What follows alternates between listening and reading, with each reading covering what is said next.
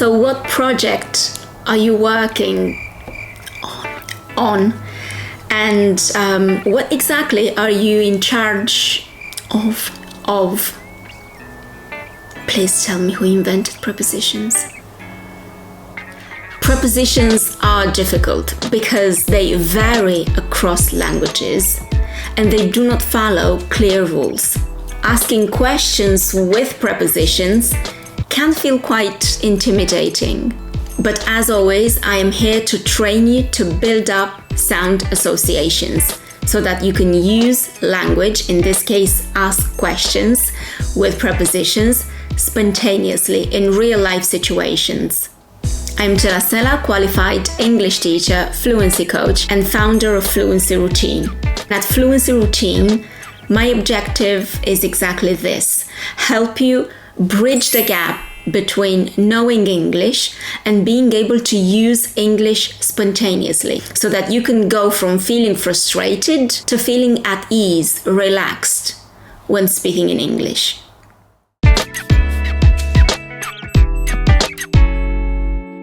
In the first part of this series of video lessons on questions, we focused on how to ask questions in the past, present, and future by associating certain types of questions to certain types of sounds. Do you? Do you? Do you? What do you do? What do you do for a living? Are you?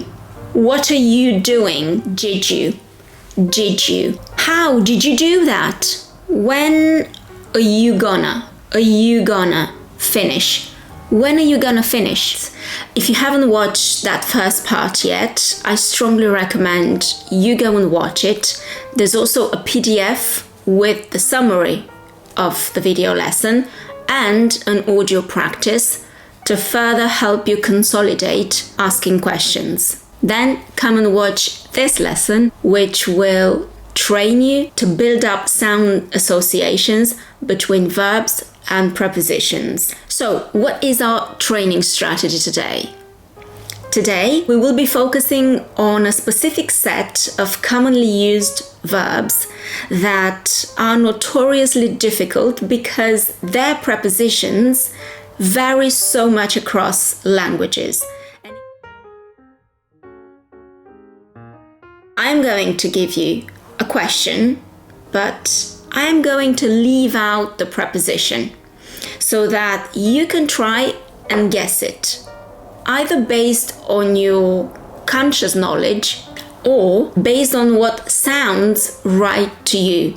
And this is your subconscious knowledge, that kind of knowledge that you are not aware of, but still is there because you've exposed yourself to the language and without realizing it, you have absorbed it. If you get the preposition right, you can give yourself a pat on the back. If not, you need to write the verb on a post-it note. You need to write the preposition that goes with that verb and that you didn't get right, so that you can then go through these post-it notes and through lots of out loud repetition, you build up that sound association between the verb and the preposition that goes with that verb until it feels automatic, until it feels right. And I assure you, you will get to that point where the right preposition will just come out without you thinking about it too much. So let's begin our training to get to that stage. Wait, I forgot. At the end of this video lesson, I'm going to share with you the most common mistake English learners make when it comes to asking one particular type of question. So stay with me till the end to avoid making that very common mistake. Now let's begin our training. What are you listening to? What are you listening to? Say it with me. What are you? What are you? Remember, are you becomes are you? Are you? What are you listening to? Listening to. Listening to. Create this sound automatism by repeating what are you listening to. Also pay attention to intonation and rhythm. Ta ta ta ta ta ta. What are you listening to? The verb is the key word, is the one that carries the meaning, so it has to be stressed, emphasized. What are you listening to? Now, in the past, yesterday, do you remember the sound association from the first lesson? What did you listen to yesterday? What did you listen to? What did you listen to yesterday? If you want to ask about what one normally listens to, what do you? This is the sound you need to produce for habits. What do you normally listen to? What do you normally listen to? What does she normally listen to? What does she normally listen to? Now, if you want to connect the past and the present, so in the last few days, what have you been? What have you been listening to? What have you been listening to? What have you been listening to? Say it. What have you been listening to? Good. In the future, what are you gonna listen to? What are you gonna listen to? What are you gonna listen to? Let's move on. What does this remind you of? What does this remind you of? What does this remind you of? Remind you. Connect D and Y becomes J. Remind you of. What does this remind you of? Or in the past, what did that remind you of? What did that remind you of? Got it right? If not, you know what you need to do. Post-it note. Let's move on. What did she ask you for? Yes, we also use ask without a preposition when you ask a question. But if you make a request, you ask for something. So what did she ask you is to say what question did she ask you without a preposition. But if you want to say what request did she make, then you have to use the preposition for. What did she ask for? Now in this moment, what is she asking for? What is she asking for? What is she asking for? What are you? What are you? What are you? What are you asking for? What are you? What are you asking for? In the future, gonna. What are you? What are you gonna ask for? What are you gonna ask for? What is she gonna ask for? Say it. Good. Didn't get it right? That's okay. Just write it on a post-it note. Next. What are you in charge of? What are you in charge of? What are you in charge of? In your previous job, what were you in charge of? What were you in charge of in your previous job? Repeat. What were you in charge of? Now, at the moment, what are you in charge of? Good. Next. What are you responsible for? What are you responsible for? So instead of I am in charge of, you can say I am responsible for. So the question is, what are you responsible for? And in the past, in your previous job, what were you responsible for? What were you? You can also do not pronounce the T in what. So what were you? What were you? What were you in charge of in your previous job? Good. Next. What does this make you think? So another way of saying, what does this remind you of? What does this make you think of? That's right. So the same preposition to express the same idea, but with two different verbs. What does this remind you of? What does this make you think of? An important pronunciation tip. When a word ends in a consonant, like think in this case, and the next word starts with a vowel or of, the consonant, when you link the two words, is attached to the next word, in this case of. So it becomes think of. Instead of think of, what does this make you think of? What does this make you think of?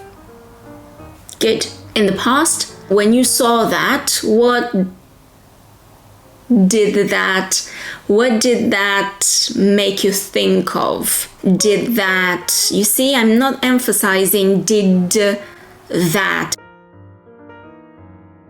Because when we have two consonants, a word ends in a consonant, did, and then the next one starts with another consonant, that, we drop the first one. So instead of saying did that, which is not a natural way of saying it, you drop the first consonant. What did that? What did that make you think of? Good. Next. How about when the verb think is not about remembering, but it's about reflecting on something? So, you know, when you ask someone, what are you thinking about? Right. So again, we have thinking, consonant, and then vowel, about. Right. Next. How many job interviews did you participate in? Did you participate in?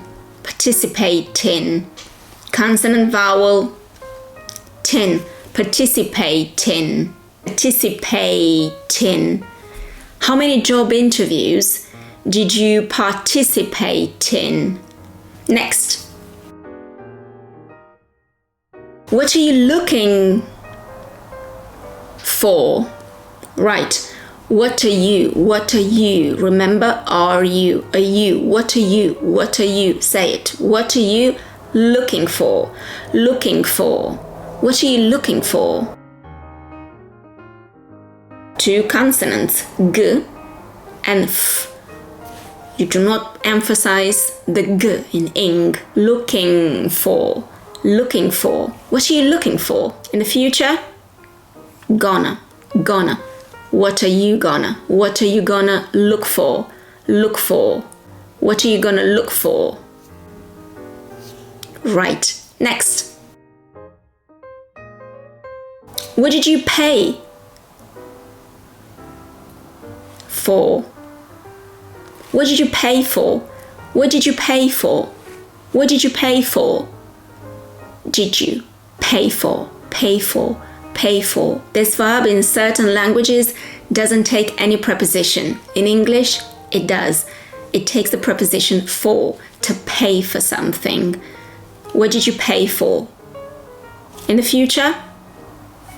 Gonna. What are you gonna pay for? What are you gonna pay for? What are you gonna pay for? Good. Next.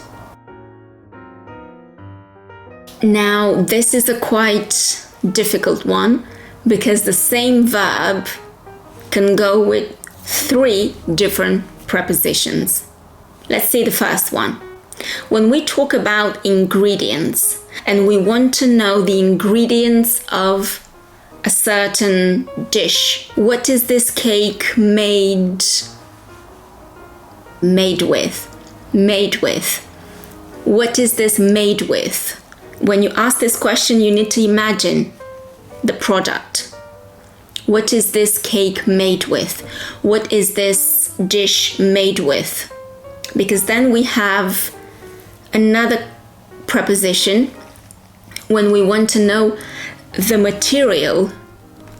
For example, this desk. What is this desk made of? Made of. Made of. Is made of wood. Is made of wood. What are these earrings made of? What are they made of? Silver, gold. What are they made of?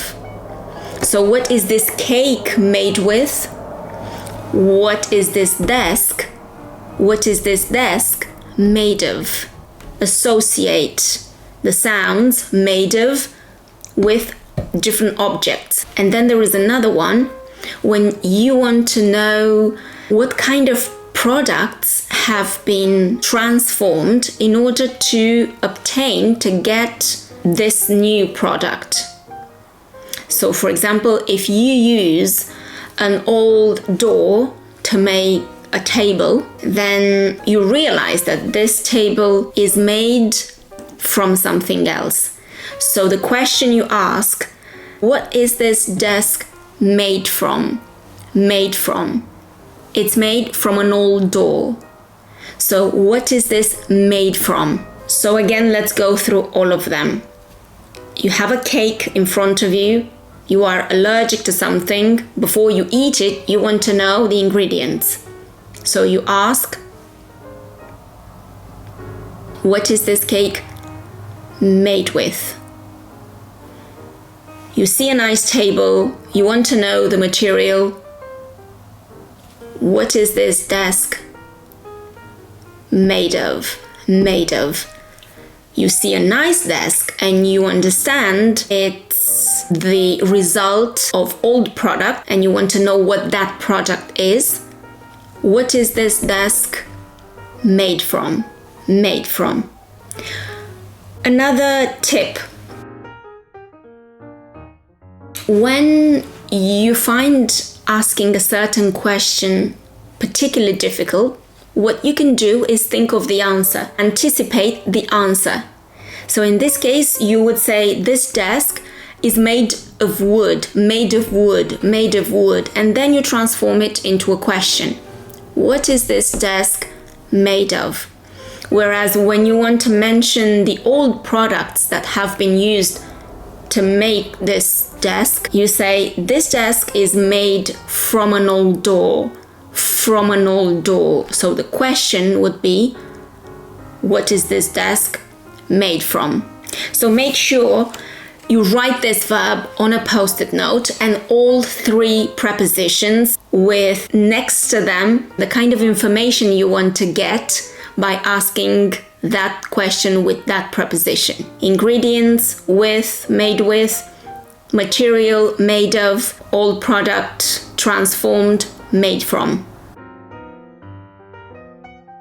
Dreams. Let's talk about dreams. Last night, what did you dream about? What did you dream about? What did you dream about? Dream about. What did you dream about? I dreamt about being in a forest. What did you dream about? Good. Whereas, when you want to know what is someone's dream in terms of objectives, things they want to achieve, the question is, what do you dream of? What do you dream of? What do you dream of? Well, I dream of having a house in the woods. What do you dream of? What did you dream about? So again, also that kind of association between did you dream about, do you dream of, dream of. So imagine that and focus on associating those sounds. Repeat them out loud. Next. What are you waiting for? Yes, what are you waiting for? This verb, same as pay, in certain languages does not require the use of a preposition, whereas in English it does. To wait for someone or to wait for something. What are you waiting for? Waiting for. Who are you waiting for? Okay, future, who are you gonna wait for? Do not emphasize the T in wait because you have another consonant, f, for. So wait for, not wait for. Wait for, wait for. Always group words. What are you gonna wait for? Good. I'm curious, how many post-it notes have you created? Because those are the ones you need to keep practicing every day. Keep repeating out loud, associate, meaning, sounds. Imagine yourself on the timeline. In the past, did you? In the present, are you, or is she? And then the sound association between verb and preposition. Wait for, insist on, pay for, made with, made of, made from. Do not just learn them mechanically. Learn them with intention. With intention means focusing on the meaning and on the sounds. Right, now, I promised I would tell you about the most common mistake. Well, it's a simple question, but often English learners get it wrong. What would you ask if you wanted to know about someone's personality? You want a description. You want to know what kind of person that person is. So you cannot ask, how are you? Because to how are you, people will say, I'm fine, thank you. What do you need to ask to know about their personality? What are you like? What are you like? What are you like? What are you like? What are you like? So you need to start with what, not with how, and you need to end with like. What are you like? What are you like? I'm not going to tell you. If you want to know about an object, the sound is what's. What is? What's it like? What's it like? What's it like? What's your new car like? And then you describe the car. What's the movie like? What's it like? Do you remember what's the weather like? Everybody knows that because it's in their subconscious. They've repeated it so many times. It's now automatic. The same has to become with everything else. In the same way you ask, what's the weather like? You ask, what's this pen like? What's your house like? What's this computer like? What's this camera like? What's it like? What's your colleague like?